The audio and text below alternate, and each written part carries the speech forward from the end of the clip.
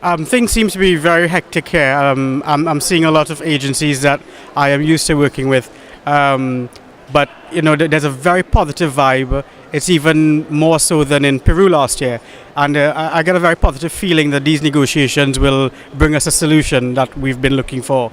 Okay, well, Trinidad and Tobago, one of the first island nations to get out a climate pledge or an INDC. Can you discuss kind of the adaptation measures being an island vulnerable to sea level rise and to extreme storms? Yes, well, it was very important for us to bring out our INDC quite early on. We are the most industrialized country in the CARICOM region in the Caribbean, and we have concerns about energy security and indeed natural disaster resilience. Being industrialized, a lot of our plants are on the coast as well, in Trinidad and in Tobago. That economy is largely based on tourism, with lovely unspoiled beaches and deliberate underdevelopment of the island for a more green feel. So we are concerned about the sister island of Tobago being affected and the shorelines coming up and destroying the beaches. And in Trinidad, it's a bigger problem for the industry, the industrial sector, the gas economy, as well as the petrochemical sector, all of which are coast-mounted.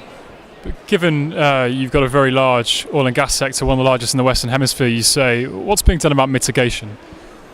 Well, we're very aware that what we benefit from also causes the problem, which is energy. And that's why the Ministry of Energy has always, taken priorities and worked with the climate change remits in these things. In terms of we've already actually started mitigating, and by that I mean we no longer we're phasing out diesel powered buses. 10% of the public transport fleet is now compressed natural gas, and that will eventually roll into 100% natural gas, which is of course a cleaner fuel. And indeed, we are looking at that as being a transition fuel as well. And sometime in the future, we might have only electric buses from renewable energy. And that's the idea there. We've also now started phasing in higher combined cycle, high efficiency combined cycle power generation. We are only one of two countries in the world who get all their power from natural gas, the other one being Qatar. And this year, we have started taking down single cycle turbines, which are, as you know, less efficient, and putting in more highly efficient combined cycle plants, so that we utilize less gas for more power production. And that's actually something that we pledged at last year's climate change meeting in New York, and that's already come to bear. That is happening. Over the long term, where does Trinidad and Tobago stand on this idea of decarbonisation, ridding your energy system of fossil fuels, let's say, at some point in the next half century? Well, that will happen in time, although we also are very aware that a lot of our income is dependent on the hydrocarbon industry.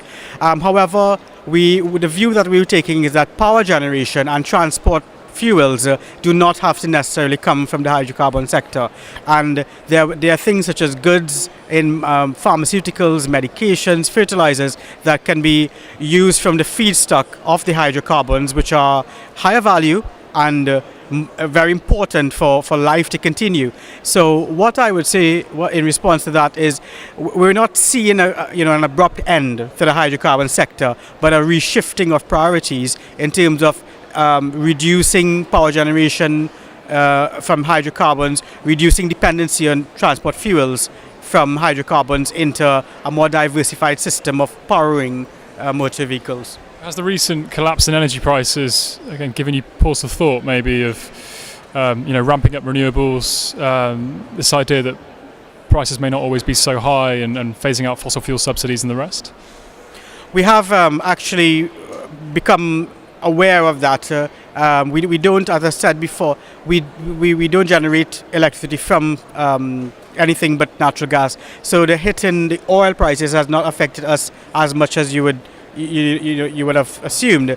But yes, we do have severe debts owed to the fuel subsidy, and we keep subsidizing that every year. It's a big chunk of our national budget, and from the last few years we've actually been taking off the subsidies from the transport fuels as we go along. So this year some more subsidy was taken off diesel, and gasoline, and we expect that to try and phase out the subsidies eventually. But government is always interested in working with consensus. We are aware that subsidy removal is not an easy process, and we need to provide alternatives to the citizenry to come on board with those initiatives and objectives. So that's why we've also taken off taxes on hybrid vehicles, on electric vehicles, and so on, so that at the end of the day, that the prices of transport fuels may go up, but we are offering alternatives. CNG vehicles, electric vehicles, hybrid vehicles have, a lot of taxes taken off them right now.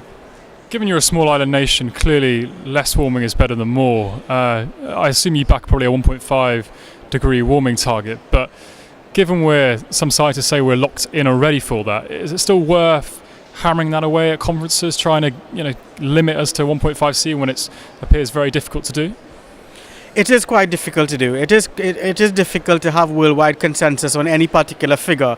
The science is in now that we are definitely heading on a course of global warming due to human activity, and that is what is significant about these negotiations, which are coming on the heel of that declaration, where the empirical evidence actually tells us that something is going wrong, and it's just not a matter of guessing anymore, but based on the empirical science.